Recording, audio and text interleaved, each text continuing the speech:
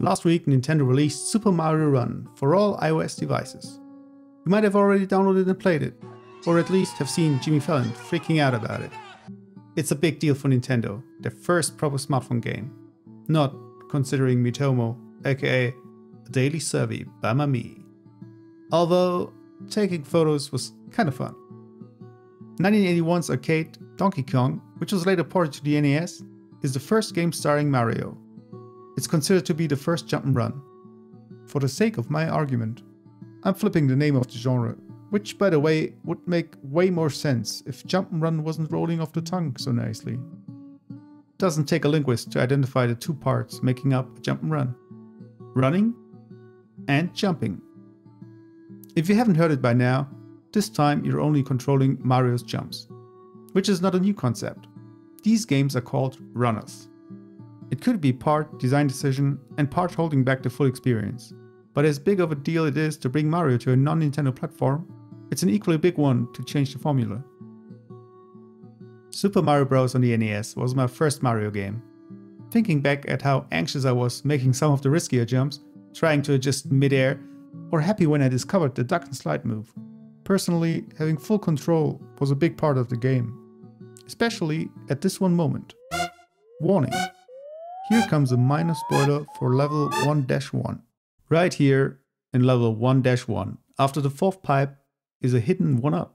Which is neat, but there is also an option B. Mario can warp through the pipe behind him to an underground part of the level where 19 coins wait for being collected. The problem here is that you can't go back beyond the left edge of the screen. We had to wait for Super Mario Bros. 3 to do that. There you were, having to decide which one to collect. But greedy as we were back then, we still tried. And if you're really careful, you could actually get both rewards. Playing this part replicated in Mario Maker made me realize that even if it wasn't possible to go back beyond the screen's left edge, the levels were designed with an aspect ratio of 4:3 in mind. So you first would have to translate the levels to 16:9 to make this childhood memory slightly challenging. When it comes to designing user experience, especially with interfaces for experts such as gamers in mind, user empowerment is a key factor. Controls that don't respond immediately or auto-remapping actions as the game goes can discourage players from thinking out of the box.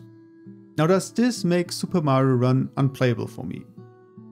At some point as a kid I started playing the game like this. I was constantly running in a forward motion, only making the necessary jumps.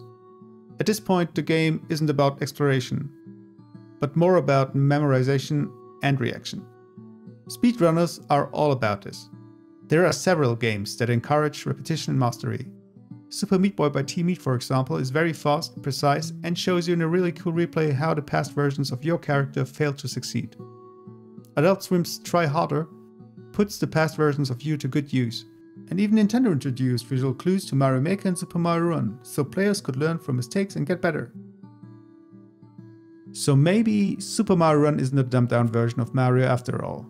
Actually, it's a great game, and I'm glad, and sure investors are as well, that Nintendo embraces the devices we already own and care about.